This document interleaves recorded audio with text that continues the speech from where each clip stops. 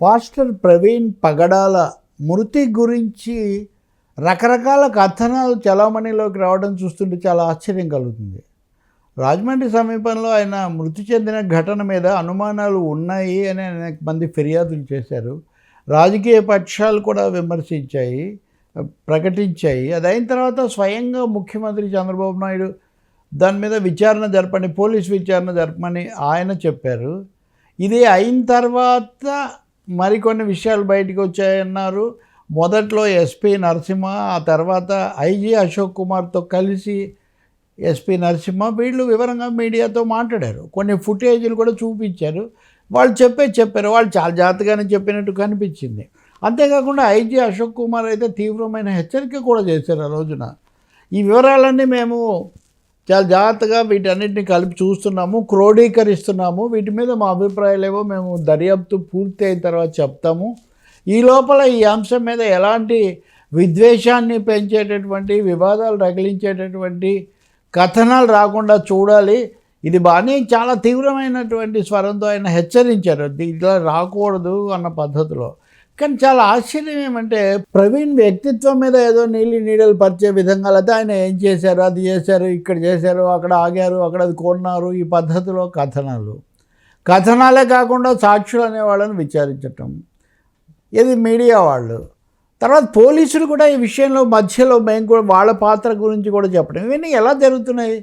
స్వయంగా IG media ముందు హెచ్చరించినప్పటికీ కూడా కొంతమంది పోలీసులు ఈ విషయంలో ఆ రోజు మేము ఇలా చేసాం, అలా చేసామని వాళ్ళు చెప్పడం కానీ, పోలీసుల పరంగా, శాఖ పరంగా ఈ విషయాలు రావడం కానీ, మూడవది ఈ ఫుటేజీ మొత్తం ప్రైవేట్ చేతుల్లోకి పోయి ప్రైవేట్ కథనాలు చెప్పే విధంగా పరిస్థితి మారడం కానీ ఎలా సంభవించింది అంటే, ఖచ్చితంగా చెప్పాలంటే ముందు నుంచి కూడా, అంటే ఐజీ ఎస్పీ మాట్లాడిన రోజు నుంచి, మాట్లాడక ముందు నుంచి కూడా కొన్ని శక్తులు, కొంతమంది వ్యక్తులు పగడాల ప్రవీణ్ యొక్క పద్ధతుల మీద వ్యాఖ్యలు చేయడానికి, లేకపోతే దీన్ని అంతా కూడా కావాలని చేస్తున్నారని కొంత నెగిటివ్ కామెంట్స్, ప్రతికూల ప్రచారం చేయడానికి క్రమ పద్ధతిలో ప్రయత్నిస్తూ వచ్చారు. ఎవరైనా సరే ఒక వ్యక్తి, అందులోనూ కాస్త సామాజిక పాత్ర వహించే ఒక వ్యక్తి మరణించినప్పుడు దాని మీద సానుభూతితోనో లేదా ఇంకో విధంగా చూస్తారే కానీ అపహాస్యం చేయడానికి లేకపోతే ఆరోపణలు చేయడానికి అది సందర్భం కాదు కదా. ఆ మనిషి లేడు ఇప్పుడు. కాబట్టి ఇప్పటికి వచ్చేసరికి ఇంకా దాన్ని పెంచి మద్యం కొనుక్కున్నారు, బండి అనేక చోట్ల పడిపోయారు, అక్కడ అనేక గంటల మిస్టరీ వీడింది, అసలు రహస్యాలు ఇవే, విషయాలు ఇవే, ఇవన్నీ చెప్పేస్తున్నారు. ఇంకా పోలీసులు దర్యాప్తు ఏముందండి? ఐజీ గారు చేసినటువంటి తీవ్రమైన హెచ్చరిక ఏమైంది? అలాగే ప్రభుత్వం కూడా పూర్తి సమగ్ర దర్యాప్తు జరిపిన తర్వాత ఈ విషయాలు బయటికి తీయండి అని చెప్తే, పాక్షిక దర్యాప్తులో నుంచి పాక్షికమైన వ్యాఖ్యానాలు ఎందుకు చేస్తున్నారు? ఒకవేళ ఇవన్నీ జరిగాయి, వీళ్ళు చెప్పే కథనాల్లో ఏవో కొన్ని నిజాలు ఉన్నాయని అనుకున్నప్పటికీ కూడా చివర ముగింపు ఎలా జరిగింది, అంతిమంగా ఆయన వ్యవహారం, లేదా ఆయన ఎలా ఆ రోజు ఘటనలో ఆయన ప్రాణాలు కోల్పోయినప్పటి పరిస్థితులు ఏంటన్నది, వాటికి ఇవన్నీ ఎలా సమాధానాలు అవుతాయి? ఇప్పుడు అంతకుముందు అనేక ఘటనలు జరిగాయి, మత సంబంధమైనవి, లేకపోతే వ్యక్తులకు సంబంధించినవి, లేదా ప్రార్థనా స్థలాలకు సంబంధించినవి. అప్పుడు ఎలాంటి కథనాలు ఇచ్చేవారు, ఇప్పుడు ఎలాంటి కథనాలు ఇస్తున్నారు? అంటే ఇప్పుడు దీన్ని ముందుగానే కొట్టిపడేసి అక్కడేం జరగలేదు, లేదా ఆయనదే పొరపాటు, ఆయనే సరిగ్గా లేడు, ఆయన బండి సరిగ్గా లేదు, దానికి లైట్ లేదు, లేదా ఆయన కండిషన్ బాగాలేదు, ఇవన్నీ మీరు ముందే చెప్పిన తర్వాత ఇంకా విచారణ ఏముందంటే ఒక విధంగా ప్రిజుడిసింగ్ ది ఇన్వెస్టిగేషన్ ప్రాసెస్, ప్రీజడ్జింగ్ లాగా ఇది తయారైంది. మీడియా వాడిగా నేను మీడియాలో రాకూడదని, మీడియాను ఏదో అదుపు చేయాలని నేను చెప్పాను. కానీ మీడియా చాలా సంయమనంతో, బాధ్యతాయుతంగా అన్ని కోణాల నుంచి చెప్పాలి కదా.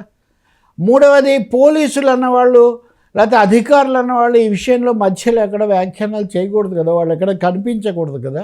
వాళ్ళ దగ్గర ఏమైనా సమాచారం ఉంటే, ఇప్పుడు ఉదాహరణకు పోలీసులే అడిగారు, ఐజీ ఎస్పీ వాళ్ళు అడిగారు, మీ దగ్గర ఏమైనా ఉంటే మాకు ఆ సమాచారం పంపించండి అని. వీళ్ళు అక్కడ తప్పకుండా పంపించవచ్చు, పోలీసులు కానీ అధికార వ్యవస్థలో భాగం కానీ. అలా కాకుండా వాళ్ళే చెప్పటం. రెండవది, ఎవరైతే దీని మీద విచారణ జరగాలి, సందేహాలు ఉన్నాయని అన్నారో వాళ్ళ మీద ఉద్దేశాలు ఆపాదించుకుంటూ, వాళ్ళ మీద ముద్రలు వేసుకుంటూ, కొన్ని సందర్భాల్లో విద్వేషం రెచ్చగొట్టే విధంగా మాట్లాడటం. సరిగ్గా ఇదే వద్దనుకున్నది. మతపరమైన ఉద్రిక్తతలు, భిన్న మతాల మధ్యలో, వ్యక్తుల మధ్యలో సామాజిక వర్గాలు, సోషల్ గ్రూప్స్ మధ్యలో ఘర్షణను, స్పర్ధను, ఉద్రిక్తతను పెంచే విషయాలు మంచిది కాదు. అది చాలా కీలకం. మాస్టర్ ప్రవీణ్ గురించి మీ దగ్గర ఏదైనా సమాచారం ఉంటే తప్పకుండా పోలీసులకు ఇవ్వచ్చు, లేదా ఒక క్రమ పద్ధతిలో స్టోరీ ఇంతవరకు ఉంటే అంతవరకు రాయొచ్చు. ఉదాహరణకు నేను చూశాను, ఆ బార్ షాప్ అతన్ని అడుగుతుంటే మా దగ్గరికి ఎవరెవరు వస్తుంటారు వెళ్తుంటారు, మేము ఎలా చెప్పగలుగుతామని వాళ్ళు చెప్తున్నారు. వీళ్ళు దాన్ని ఇంకా బలంగా చెప్తున్నారు. నేను అది నిజమో అబద్ధం అనేది కాదు నా అంశం. దర్యాప్తు ప్రక్రియను ప్రభావితం చేయటం కోసం ఈ స్థాయిలో జోక్యం చేసుకొని ముందుగా కథనాలు పుంఖానుపుంఖాలుగా గుప్పించి ఒక అభిప్రాయం ముందస్తుగానే సృష్టించటం అవసరమా? ఇది ఎవరి కోసం? ఒకవేళ ఆయన మృతి ఎలా జరిగిందన్న దాని మీద పోలీసులు రేపు ఏదైనా నివేదిక ఇస్తే అదే తీసుకుంటాం కదా. దాని మీద జరిగేదేదో జరుగుతుంది. అంతేకాని పోలీసు నివేదిక రావడానికి ముందే ఒక పక్షంలో ఏమీ జరగలేదు, లేదా ఆయన వల్లే జరిగింది, ఆయన స్వయంకృతం అన్న పద్ధతిలో చెప్పడానికి ఏ శక్తులు ప్రయత్నిస్తున్నాయి? మాట్లాడితే సోషల్ మీడియాను వాళ్ళ మీద కేసులు మేము అదుపు చేస్తాము, అనుమతించము అని హెచ్చరికలు, బెదిరింపులు జారీ చేసేవాళ్ళు ఈ సమయంలో హద్దు మీరుతున్న, శృతి మించుతున్న ఈ స్టోరీలను ఎందుకు ఆపడం లేదు? ఇది ప్రశ్న. ఇప్పటికైనా కానీ దీన్ని ఈ అనవసరమైన ఊహాగానాలు, వ్యతిరేక కథనాలు వీటికి స్వస్తి చెప్పి ఆ దర్యాప్తు ఏదో సమగ్రంగా పారదర్శకంగా పూర్తి చేసి ప్రజల ముందు ఉంచాల్సి ఉంటుంది. అంతేగాని ముందుగానే ఇప్పుడు ఈ కథనాలతో అసలు సంగతి అలా ఉంచి ఈ కథనాల వల్ల ఒకరికొకరికి వ్యతిరేకతలు, ఉద్రేకాలు పెరిగితే అది మరింత నష్టం. కాబట్టి ఇది పెద్ద గుణపాఠంగా తీసుకోవాలి. ఇలాంటివి ఏ ఘటనలో అయినా, ఏ అంశం జరిగినా దాని మీద అప్పటికప్పుడు రంగంలోకి దిగి ఏదో ఒకటి వండి వార్చి ప్రజల మీద రుద్దేటటువంటి ప్రయత్నం మటుకు ఏమాత్రం మంచిది కదా, అనుమతించకూడదు.